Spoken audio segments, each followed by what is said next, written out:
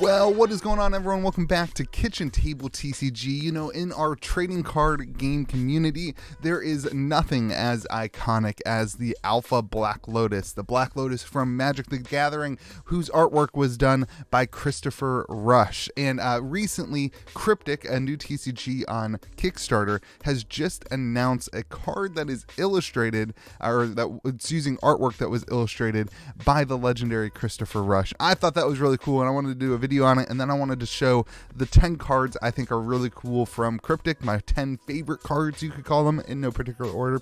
But I wanted to share this because it's not too often that you get a card game with Christopher Rush artwork. I think this is really cool, and I don't want people to miss out on it if you're not backing it already. So basically, Tanner here, who you can go check out the interviews we did with Tanner previously about this game. I'm super excited about this game. Super cool. Cryptic's like a really good entry ramp from Magic the Gathering into alternative card games. It uses a lot of the same feelings of Magic the Gathering, but makes it better. You know, every card kind of has a purpose, but it uses the same similar system. It's really good. We'll talk about it when we get into the card. But basically, Tanner in this article kind of says he really wanted, he kind of had this crazy idea to have a card illustrated by Christopher Rush in the game. So he reached out to the family of Christopher Rush and actually got a response and was able to work with them and have this card, this new card, Brassman's Will, is going to be in the game. It's going to be given to as a Kickstarter promo for anybody who is in the, I think it's $300 tier or above, something like that. But then it'll actually be a chase card in the set, which is really cool. So this is the artwork that he purchased, the original artwork from Christopher Rush. Crazy. And then I think he purchased it. I don't remember if that's in here or not, but they get the rights to use this artwork on Brassman's Will, and he kind of tailored the card around that. It's really cool to, Tanner's love for TCGs is really showing through here. He's doing a lot of things that are really cool and that really make TCG fans excited. So this is the card, Brassman's Will. It's a spell. You may only have one copy of it in your deck. It kind of, pays homage to the Lotus. Add one of any color soul energy to your soul pile, so it taps for one basically. But if you are short on time, which is a really cool mechanic in Cryptic, you may add 3 of any one color instead. Very similar to the Lotus. You can only use this to cast spells, so pretty cool. And then if you're short on time, you may place this card in your limbo pile and draw it. If you choose to, this card, it goes to your hand. If you choose not to, it goes to your hand. So sorry, that's when it gets destroyed. Really cool mechanics, really cool card. Really cool to see iconic artists, artwork from 95 to iconic artists in the game. Really incredible. I couldn't believe it when I saw it posted. I was like, oh my gosh. That is absolutely incredible. So congratulations to Cryptic. Cryptic has a couple weeks left. I don't know, 10 days to go on their campaign. Make sure if you haven't yet, you check that out. All right, without further ado, let's get into the cards that I am really excited about in Cryptic. Just from playing and taking a look at the cards and from engaging with the game. These are the cards that I'm excited about. I pulled it up here in Tabletop Simulator. No particular order, but I kind of like going through the cards. Like I kind of like going through them and sharing them with you. And the artwork is just incredible, but also the gameplay is really cool. So let's pick up a card. Let's show you. We'll start at the bottom here. Let's pick up Eros. Actually, let's do Charlie first because Charlie's like kind of a fan favorite. So Charlie here, if you take a look at the card, let's go through real quick. The name in the top left, and it's a human citizen. So you can see over here, there are 5 different types of cards. You've got human, ascendant, mystic, and undead. Those are the kind of, those are the realms, I guess you could call it, or the different categories of card. And then you have your spell cards. So Charlie is a human citizen.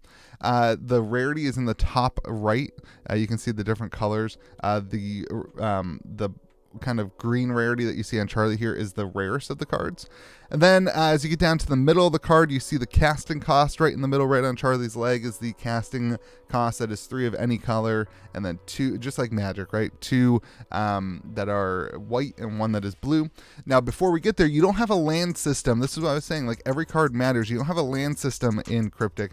The bottom right of this card, you can actually take this card and place it in your soul row, and it flips over and it is being used used, sorry, I used Eros instead, my bad. You can take that card and put it in your soul row, and it is being used for the color, either it can be tapped for either one of those colors, basically, which is really cool. So, Charlie, why I like this card. It's 16 power, 14 defense. It's a massive card, huge card. Sidestep is a really cool mechanic. This is where you can only be blocked by other creatures with sidestep. So very, very powerful. You know, you got to kind of have the right answer and right tool for it in your deck to counter it. And whenever it destroys an 11-year card, which remember, you don't have life in Cryptic, you have 1, 2, 3, 4, 5, 6 11-year cards representing the whole kind of basis of the lore is 66 years that you are on the island. When your 11-year cards are destroyed and then you take any amount of damage, you die. So when Charlie destroys an 11-year card, you may cast a card from your hand without paying its soul cast. So really cool, really huge, powerful mechanic, obviously a large casting cost. Eros, really cool card. This is an uncommon, really cool. I really like counters. I don't know. I know I'm like, I like counters. I like the ability to counter things. I think it's a really interesting ability in card games. It creates a dynamic, and this being a basically something that is on the battlefield, a citizen, kind of like a creature, and you can tap to engage it, and then you have to get rid of Eros, but your opponent knows that you have this out, which is really cool, and it creates this dynamic that I really like in card games where you're making decisions, you're really evaluating things, and you got to take a look at the board state and see things. I really like it. I like the mechanic of a counter spell that's on the battlefield that you can only use once. It's not like a tap every time type thing. So I really like that. I like the mechanic. Nadar, Ascendant Citizen. Eros was a human. Ascendant Citizen. Gosh, this guy looks creepy, right? Looks creepy. All right, so 2 cost sidestep again, which is really cool. But you can sacrifice him and target a citizen to become eager, which basically is like haste. It can attack this turn.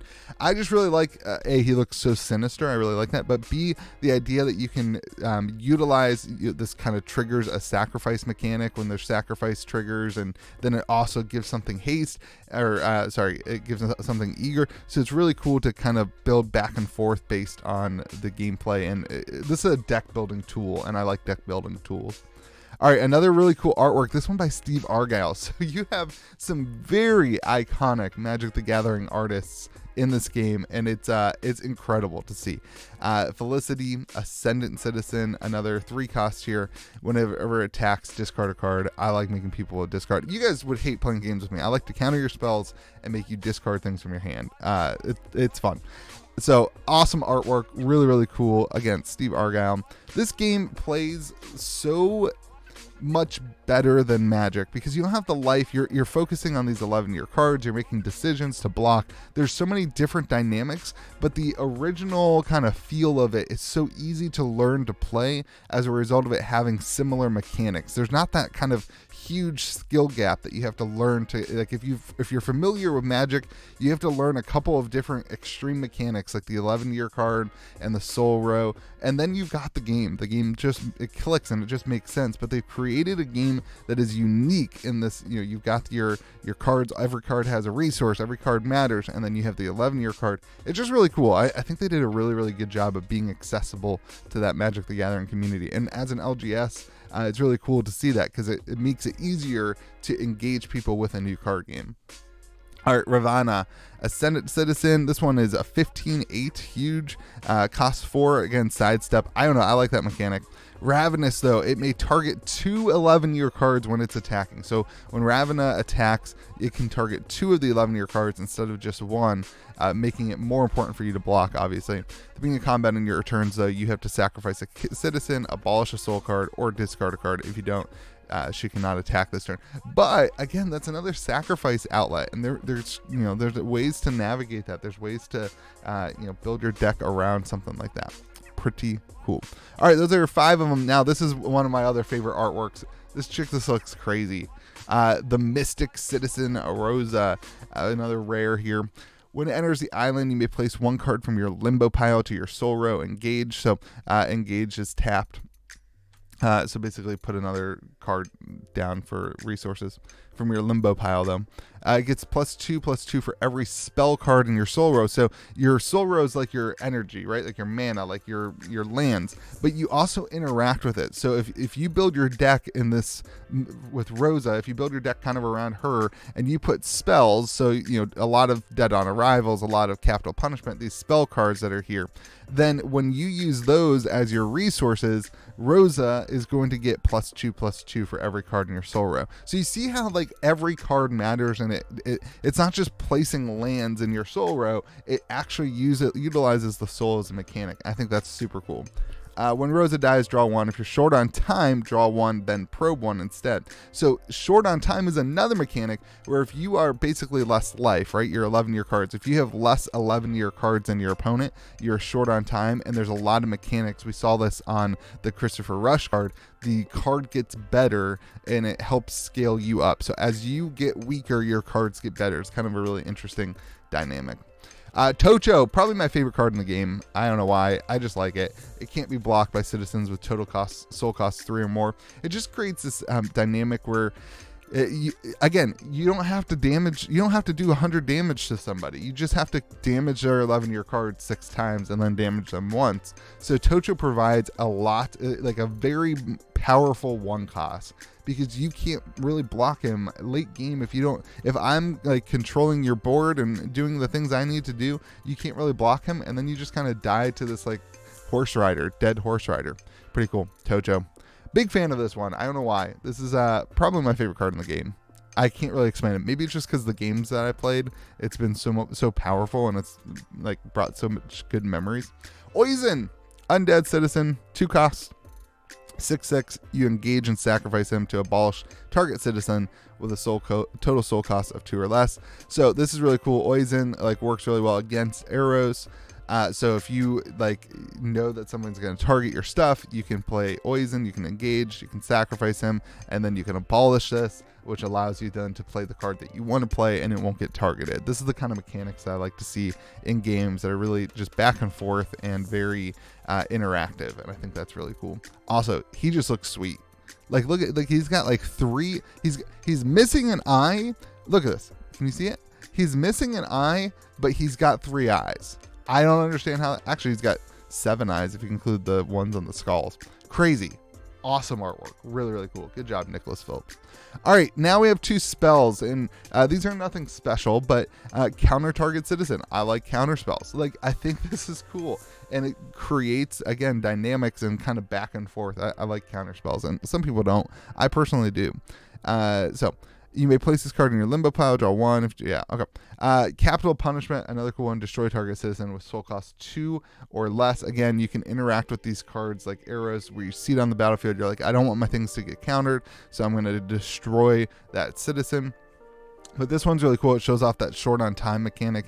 If you're short on time, destroy target citizen with a total cost 3 or less. So again, it gets better when you get weaker. And I think that's a really, really cool mechanic. So Cryptic, again, a game that I've talked about quite a bit on the channel. One of the Kickstarters that I'm very, very excited about. A game that I think has an amazing creator, a guy who just really, really values community, very much values their Discord server, is highly, highly engaged. Probably one of the most engaged Kickstarter TCGs, probably the most engaged Discord server of any Kickstarter TCG on the market right now, for sure.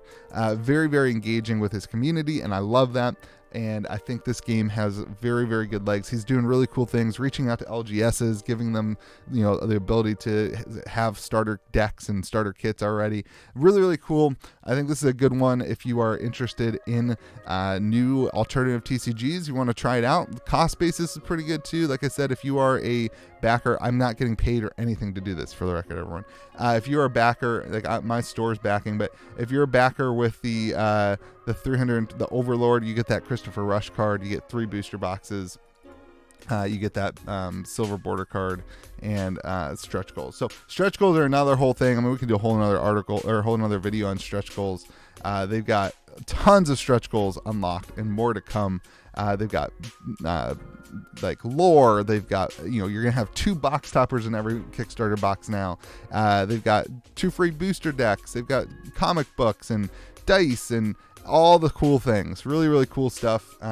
Each backer, one in 100 foil art card by Steve Argyle. Like, really cool stuff. They're doing really good stuff. All right, I'm done talking about it. You can go check it out if you want at kickstarter.com/Cryptic. Go. I'll leave a link in the comment section. Have yourself a fantastic day. Let me know what you think about the game in the comment section below. Remember to be kind to the people around you, and we'll see you again next video.